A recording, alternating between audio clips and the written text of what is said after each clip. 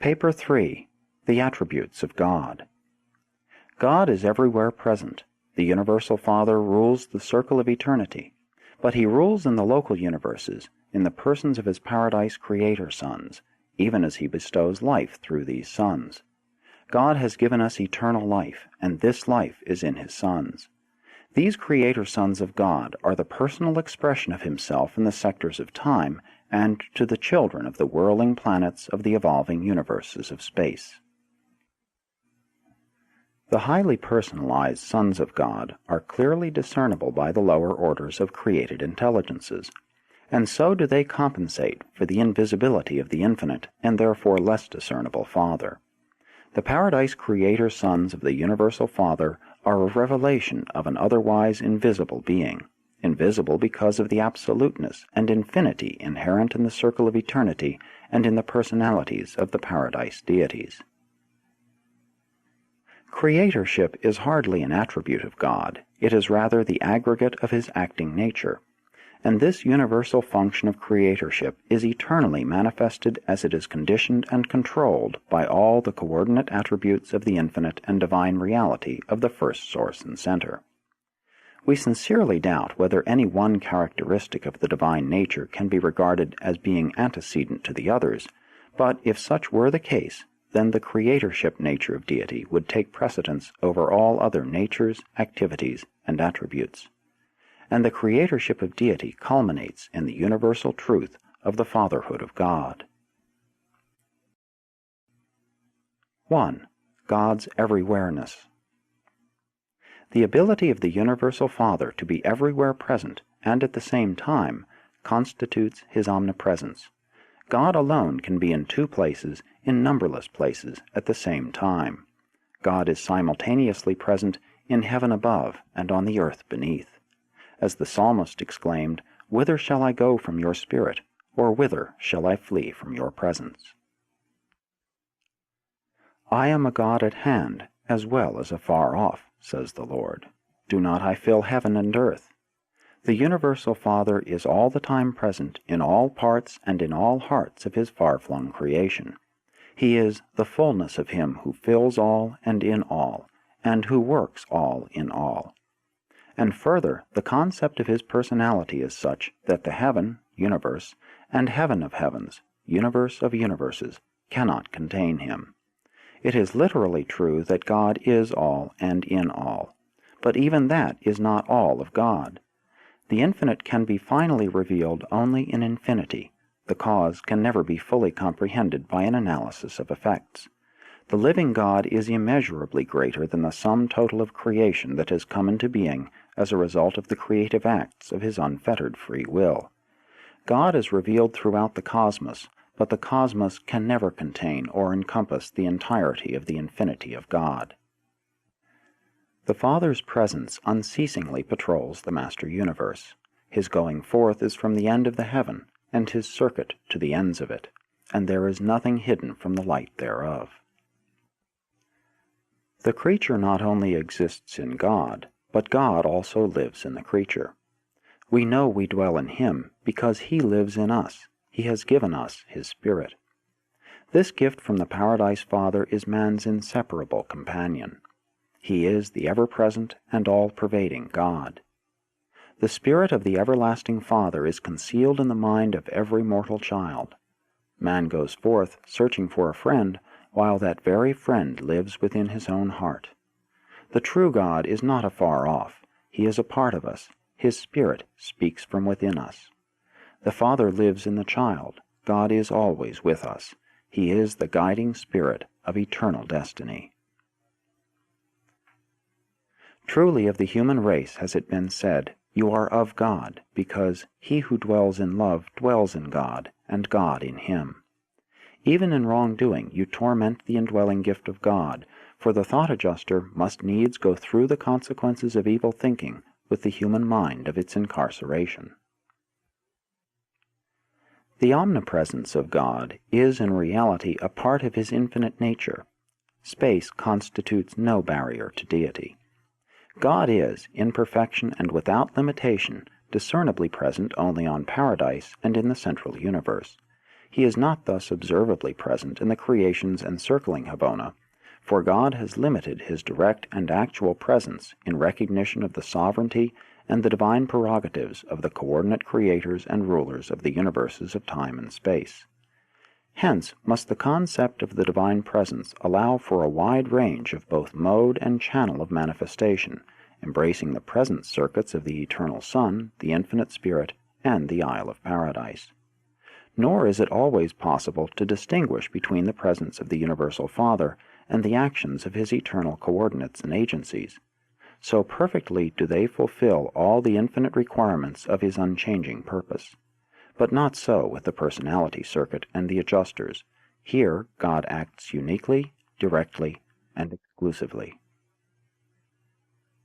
The universal controller is potentially present in the gravity circuits of the Isle of Paradise in all parts of the universe at all times and in the same degree, in accordance with the mass and response to the physical demands for this presence, and because of the inherent nature of all creation, which causes all things to adhere and consist in him. Likewise is the first source and center potentially present in the unqualified Absolute, the repository of the uncreated universes of the eternal future. God thus potentially pervades the physical universes of the past, present, and future. He is the primordial foundation of the coherence of the so-called material creation. This non-spiritual deity potential becomes actual here and there throughout the level of physical existences by the inexplicable intrusion of some one of his exclusive agencies upon the stage of universe action. The mind presence of God is correlated with the absolute mind of the conjoint actor, the Infinite Spirit, but in the finite creations it is better discerned in the everywhere functioning of the cosmic mind of the Paradise Master Spirits. Just as the first source and center is potentially present in the mind circuits of the conjoint actor, so is he potentially present in the tensions of the Universal Absolute. But mind of the human order is a bestowal of the daughters of the conjoint actor, the divine ministers of the evolving universes. The everywhere present Spirit of the Universal Father is coordinated with the function of the Universal Spirit presence of the Eternal Son, and the everlasting divine potential of the Deity Absolute. But neither the spiritual activity of the Eternal Son and his Paradise Sons, nor the mind bestowals of the Infinite Spirit, seem to exclude the direct action of the thought adjusters, the indwelling fragments of God, in the hearts of his creature children. Concerning God's presence in a planet, system, constellation, or a universe, the degree of such presence in any creational unit is a measure of the degree of the evolving presence of the Supreme Being. It is determined by the en masse recognition of God and loyalty to him on the part of the vast universe organization running down to the systems and planets themselves. Therefore it is sometimes with the hope of conserving and safeguarding these phases of God's precious presence that, when some planets, or even systems, have plunged far into spiritual darkness, they are in a certain sense quarantined or partially isolated from intercourse with the larger units of creation.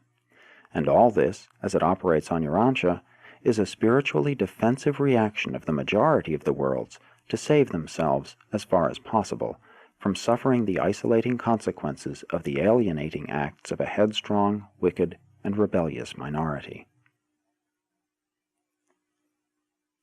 While the Father parentally encircuits all his sons, all personalities, his influence in them is limited by the remoteness of their origin from the second and the third persons of deity, and augmented as their destiny attainment nears such levels. The fact of God's presence in creature minds is determined by whether or not they are indwelt by Father fragments, such as the mystery monitors, but his effective presence is determined by the degree of cooperation accorded these indwelling adjusters by the minds of their sojourn. The fluctuations of the Father's presence are not due to the changeableness of God. The Father does not retire in seclusion because he has been slighted. His affections are not alienated because of the creature's wrongdoing. Rather, having been endowed with the power of choice concerning himself, his children, in the exercise of that choice, directly determine the degree and limitations of the Father's divine influence in their own hearts and souls. The Father has freely bestowed himself upon us without limit and without favor. He is no respecter of persons, planets, systems, or universes. In the sectors of time, he confers differential honor only on the paradise personalities of God the Sevenfold, the coordinate creators of the finite universes. 2. God's infinite power. All the universes know that the Lord God omnipotent reigns. The affairs of this world and other worlds are divinely supervised. He does according to his will in the army of heaven and among the inhabitants of the earth. It is eternally true. There is no power but of God. Within the bounds of that which is consistent with the divine nature, it is literally true that with God all things are possible. The long drawn-out evolutionary processes of peoples, planets, and universes are under the perfect control of the universe creators and administrators and unfold in accordance with the eternal purpose of the universal Father, proceeding in harmony and order and in keeping with the all-wise plan of God. There is only one lawgiver. He upholds the worlds in space and swings the universes around the endless circle of the eternal circuit. Of all the divine attributes, his omnipotence, especially as it prevails in the material universe, is the best understood. Viewed as an unspiritual phenomenon, God is energy. This declaration of physical fact is predicated on the incomprehensible truth that the first source and center is the primal cause of the universal physical phenomena of all space. From this divine activity, all physical energy and other material manifestations are derived. Light, that is, light without heat, is another of the non-spiritual manifestations of the deities, and there is still another form of non-spiritual energy which is virtually unknown on Urantia. It is as yet unrecognized. God controls all power. He has made a way for the lightning. He has ordained the circuits of all energy. He has decreed the time and manner of the manifestation of all forms of energy matter. And all these things are held forever in his everlasting grasp, in the gravitational control centering on nether paradise. The light and energy of the eternal God thus swing on forever around his majestic circuit, the endless but orderly procession of the starry hosts composing the universe of universes. All creation circles eternally around the paradise personality center of all things and beings. The omnipotence of the Father pertains to the everywhere dominance of the absolute level, whereon the three energies, material, mindal, and spiritual, are indistinguishable in close proximity to him, the source of all things. Creature mind, being neither paradise monata nor paradise spirit, is not directly responsive to the universal Father. God adjusts with the mind of imperfection, with Urantia mortals, through the thought adjusters. The universal Father is not a transient force, a shifting power, or a fluctuating energy. The power and wisdom of the Father are wholly adequate to cope with any and all universe exigencies. As the emergencies of human experience arise, he has foreseen them all, and therefore he does not react to the affairs of the universe in a detached way, but rather in accordance with the dictates of eternal wisdom and in consonance with the mandates of infinite judgment. Regardless of appearances, the power of God is not functioning in the universe as a blind force. Situations do arise in which it appears that emergency rulings have been made, that natural laws have been suspended, that misadaptations have been recognized, and that an effort is being made to rectify the situation, but such is not the case. Such concepts of God have their origin in the limited range of your viewpoint, in the finiteness of your comprehension, and in the circumscribed scope of your survey. Such misunderstanding of God is due to the profound ignorance you enjoy regarding the existence of the higher laws of the realm, the magnitude of the Father's character, the infinity of his attributes, and the fact of his free willness. The planetary creatures of God's spirit indwelling, scattered hither and yon throughout the universes of space, are so nearly infinite in number and order, their intellects are so diverse, their minds are so limited, and sometimes so gross, their vision is so curtailed and localized, that it is almost impossible to formulate generalizations of law adequately expressive of the Father's infinite attributes, and at the same time to any degree comprehensible to these created intelligences. Therefore, to you the creature, many of the acts of the all-powerful Creator seem to be arbitrary, detached, and not infrequently heartless and cruel. But again I assure you that this is not true. God's doings are all purposeful, intelligent, wise, kind, and eternally considerate of the best good, not always of an individual being, an individual race, an individual planet, or even an individual universe, but they are for the welfare and best good of all concerned, from the lowest to the highest. In the epochs of time, the welfare of the part may sometimes appear to differ from the welfare of the whole. In the circle of eternity, such apparent differences are non-existent. We are all a part of the family of God, and we must therefore sometimes share in the family discipline. Many of the acts of God which so disturb and confuse us are the result of the decisions and final rulings of all wisdom, empowering the conjoint actor to execute the choosing of the infallible will of the infinite mind, to enforce the decisions of the personality of perfection, whose survey, vision, and solicitude embrace the highest and eternal welfare of all his vast and far-flung creation. Thus it is that your detached, sectional, finite, gross, and highly materialistic viewpoint, and the limitations inherent in the nature of your being, constitute such a handicap that you are unable to see, comprehend, or know the wisdom and kindness of many of the divine acts which to you seem fraught with such crushing cruelty, and which seem to be characterized by such utter indifference to the comfort and welfare, to the planetary happiness and personal prosperity of your fellow creatures. It is because of the limits of human vision, it is because of your circumscribed understanding and finite comprehension, that you misunderstand the motives and pervert the purposes of God. But many things occur on the evolutionary worlds which are not the personal doings of the Universal Father.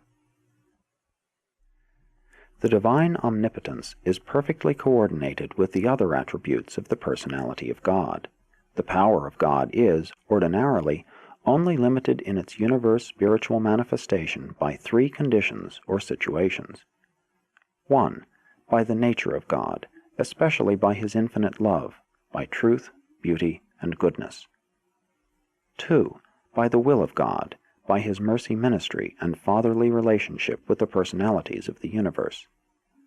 3. By the law of God, by the righteousness and justice of the eternal Paradise Trinity. God is unlimited in power, divine in nature, final in will, infinite in attributes, eternal in wisdom, and absolute in reality. But all these characteristics of the Universal Father are unified in deity and universally expressed in the Paradise Trinity and in the divine sons of the Trinity. Otherwise, outside of Paradise and the central universe of Havona, everything pertaining to God is limited by the evolutionary presence of the Supreme, conditioned by the eventuating presence of the Ultimate, and coordinated by the three existential absolutes, deity, universal, and unqualified. And God's presence is thus limited because such is the will of God. 3. God's universal knowledge. God knows all things. The divine mind is conscious of and conversant with the thought of all creation. His knowledge of events is universal and perfect. The divine entities going out from him are a part of him. He who balances the clouds is also perfect in knowledge. The eyes of the Lord are in every place. Said your great teacher of the insignificant sparrow, one of them shall not fall to the ground without my Father's knowledge, and also, the very hairs of your head are numbered. He tells the number of the stars, he calls them all by their names.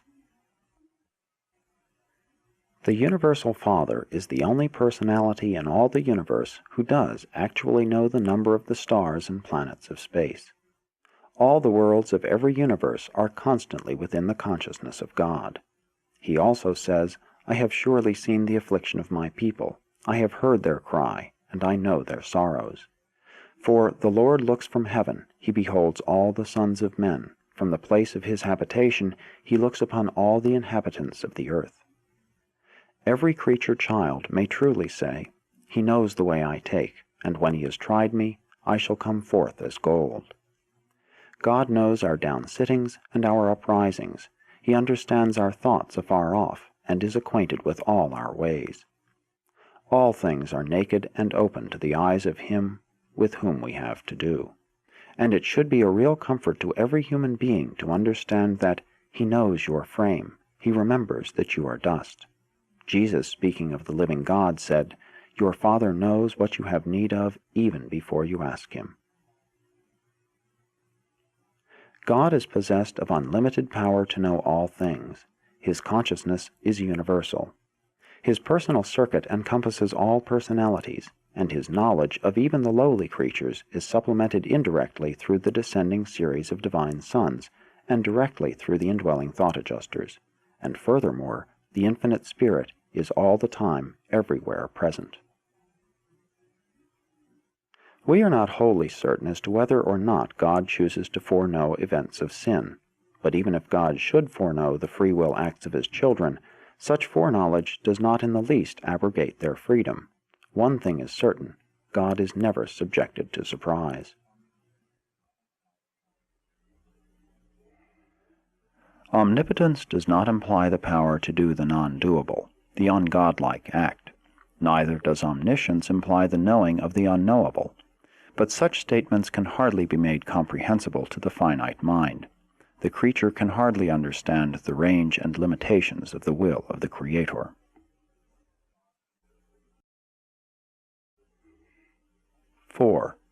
God's limitlessness. The successive bestowal of himself upon the universes as they are brought into being in no wise lessens the potential of power or the store of wisdom as they continue to reside and repose in the central personality of deity.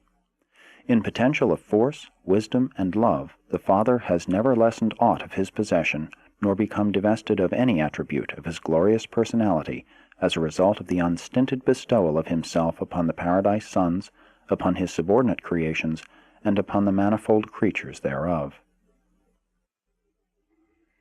The creation of every new universe calls for a new adjustment of gravity, but even if creation should continue indefinitely, eternally, even to infinity, so that eventually the material creation would exist without limitations, still the power of control and coordination reposing in the Isle of Paradise would be found equal to and adequate for the mastery, control, and coordination of such an infinite universe.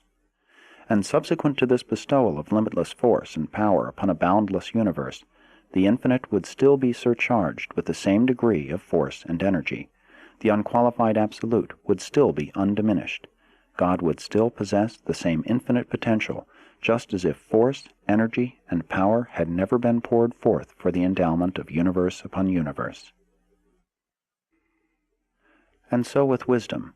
The fact that mind is so freely distributed to the thinking of the realms in no wise impoverishes the central source of divine wisdom.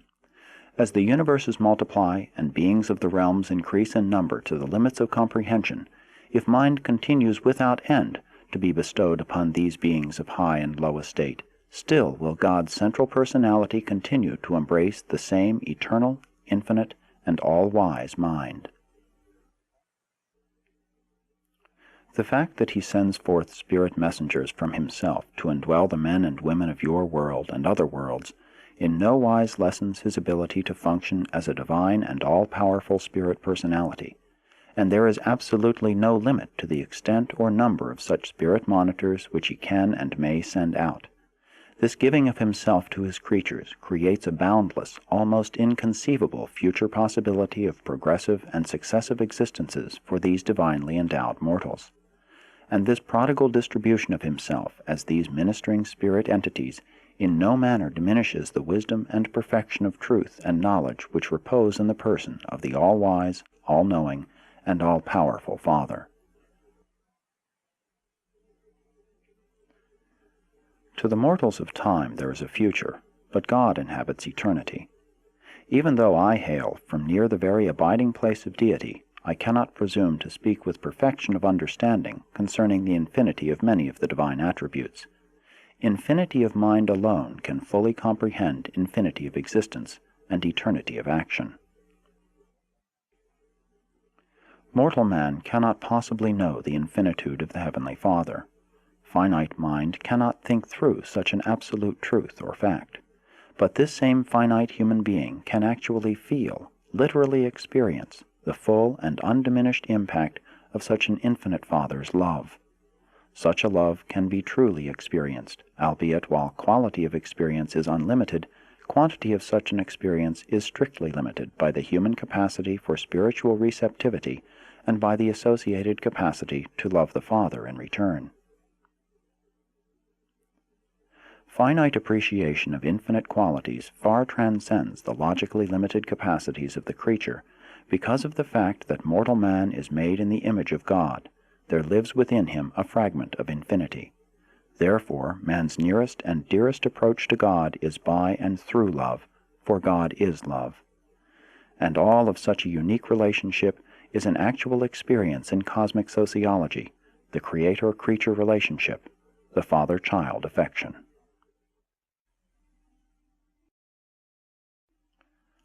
(5) The Father's supreme rule. In his contact with the post-Havona creations, the Universal Father does not exercise his infinite power and final authority by direct transmittal, but rather through his sons and their subordinate personalities. And God does all this of his own free will.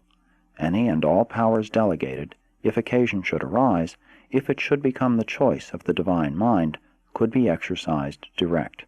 But as a rule, such action only takes place as a result of the failure of the delegated personality to fulfill the divine trust.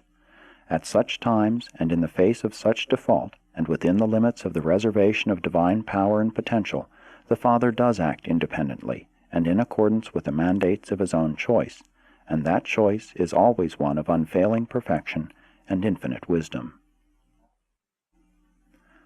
The Father rules through his sons. On down through the universe organization there is an unbroken chain of rulers, ending with the planetary princes, who direct the destinies of the evolutionary spheres of the Father's vast domains.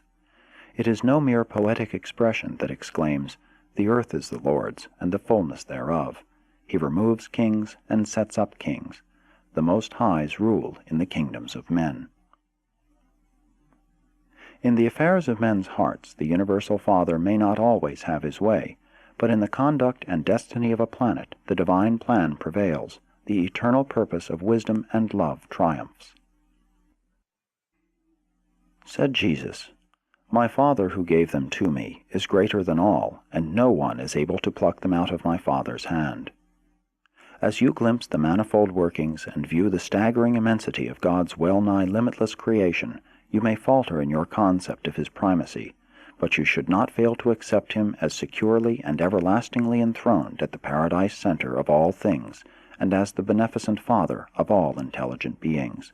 There is but one God and Father of all, who is above all and in all, and he is before all things, and in him all things consist. The uncertainties of life and the vicissitudes of existence do not in any manner contradict the concept of the universal sovereignty of God. All evolutionary creature life is beset by certain inevitabilities. Consider the following. 1. Is courage, strength of character, desirable? Then must man be reared in an environment which necessitates grappling with hardships and reacting to disappointments. 2. Is altruism, service of one's fellows, desirable? Then must life experience provide for encountering situations of social inequality. 3. Is hope, the grandeur of trust, desirable? Then human existence must constantly be confronted with insecurities and recurrent uncertainties. 4. Is faith, the supreme assertion of human thought, desirable? Then must the mind of man find itself in that troublesome predicament where it ever knows less than it can believe. 5. Is the love of truth and the willingness to go wherever it leads desirable? Then must man grow up in a world where error is present and falsehood always possible. 6. Is idealism, the approaching concept of the divine, desirable? Then must man struggle in an environment of relative goodness and beauty, surrounding stimulative of the irrepressible reach for better things. 7. Is loyalty, devotion to highest duty, desirable? Then must man carry on amid the possibilities of betrayal and desertion. The valor of devotion to duty consists in the implied danger of default. 8. Is unselfishness, the spirit of self-forgetfulness, desirable? Then must mortal man live face to face with the incessant clamoring of an inescapable self for recognition and honor. Man could not dynamically choose the divine life if there were no self-life to forsake. Man could never lay saving hold on righteousness if there were no potential evil to exalt and differentiate the good by contrast. 9. Is pleasure, the satisfaction of happiness, desirable? Then must man live in a world where the alternative of pain and the likelihood of suffering are ever-present experiential possibilities. Throughout the universe, every unit is regarded as a part of the whole. Survival of the part is dependent on cooperation with the plan and purpose of the whole, the wholehearted desire and perfect willingness to do the Father's divine will. The only evolutionary world without error, the possibility of unwise judgment, would be a world without free intelligence. In the Havona universe, there are 1 billion perfect worlds with their perfect inhabitants, but evolving man must be fallible if he is to be free. Free and inexperienced intelligence cannot possibly at first be uniformly wise. The possibility of mistaken judgment, evil, becomes sin only when the human will consciously endorses and knowingly embraces a deliberate, immoral judgment. The full appreciation of truth, beauty, and goodness is inherent in the perfection of the divine universe. The inhabitants of the Havona worlds do not require the potential of relative value levels as a choice stimulus. Such perfect beings are able to identify and choose the good in the absence of all contrastive and thought-compelling moral situations. But all such perfect beings are, in moral nature and spiritual status, what they are by virtue of the fact of existence. They have experientially earned advancement only within their inherent status. Mortal man earns even his status as an ascension candidate by his own faith and hope. Everything divine which the human mind grasps and the human soul acquires is an experiential attainment. It is a reality of personal experience and is therefore a unique possession, in contrast to the inherent goodness and righteousness of the inerrant personalities of Havona. The creatures of Havona are naturally brave, but they are not courageous in the human sense. They are innately kind and considerate, but hardly altruistic in the human way. They are expectant of a pleasant future, but not hopeful in the exquisite manner of the trusting mortal of the uncertain evolutionary spheres. They have faith in the stability of the universe, but they are utter strangers to that saving faith whereby mortal man climbs from the status of an animal up to the portals of paradise. They love the truth, but they know nothing of its soul-saving qualities. They are idealists, but they were born that way. They are wholly ignorant of the ecstasy of becoming such by exhilarating choice. They are loyal, but they have never experienced the thrill of wholehearted and intelligent devotion to duty in the face of temptation to default. They are unselfish, but they never gain such levels of experience by the magnificent conquest of a belligerent self. They enjoy pleasure, but they do not comprehend the sweetness of the pleasure escape from the pain potential.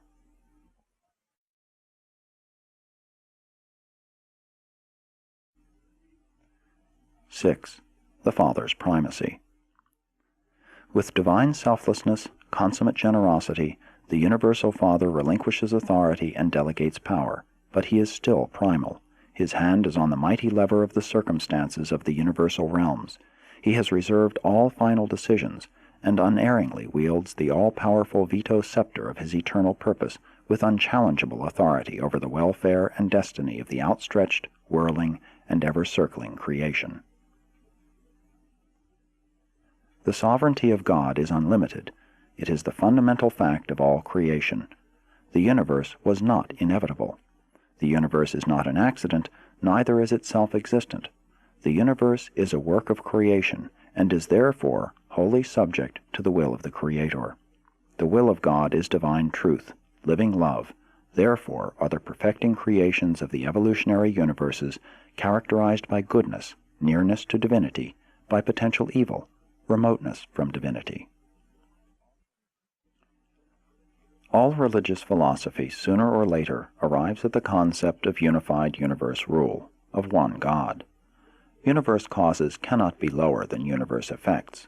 The source of the streams of universe life and of the cosmic mind must be above the levels of their manifestation. The human mind cannot be consistently explained in terms of the lower orders of existence. Man's mind can be truly comprehended only by recognizing the reality of higher orders of thought and purposive will. Man as a moral being is inexplicable unless the reality of the Universal Father is acknowledged. The mechanistic philosopher professes to reject the idea of a universal and sovereign will, the very sovereign will whose activity in the elaboration of the universe laws he so deeply reverences. What unintended homage the mechanist pays the law creator when he conceives such laws to be self-acting and self-explanatory. It is a great blunder to humanize God, except in the concept of the indwelling thought adjuster, but even that is not so stupid as completely to mechanize the idea of the first great source and center. Does the Paradise Father suffer? I do not know. The Creator's sons most certainly can and sometimes do, even as do mortals. The Eternal Son and the Infinite Spirit suffer in a modified sense. I think the Universal Father does, but I cannot understand how, perhaps through the personality circuit, or through the individuality of the thought adjusters and other bestowals of his eternal nature. He has said of the mortal races, "In all your afflictions I am afflicted." He unquestionably experiences a fatherly and sympathetic understanding. He may truly suffer, but I do not comprehend the nature thereof. The infinite and eternal ruler of the universe of universes is power, form, energy, process, pattern, principle, presence, and idealized reality. But he is more. He is personal. He exercises a sovereign will, experiences self-consciousness of divinity, executes the mandates of a creative mind, pursues the satisfaction of the realization of an eternal purpose, and manifests a father's love and affection for his universe children. And all these more personal traits of the Father can be better understood by observing them as they were revealed in the bestowal life of Michael, your Creator Son, when he was incarnated on Urantia. God the Father loves men. God the Son serves men. God the Spirit inspires the children of the universe to the ever-ascending adventure of finding God the Father by the ways ordained by God the Sons through the ministry of the grace of God the Spirit. Being the divine counselor assigned to the presentation of the revelation of the Universal Father, I have continued with this statement of the attributes of deity.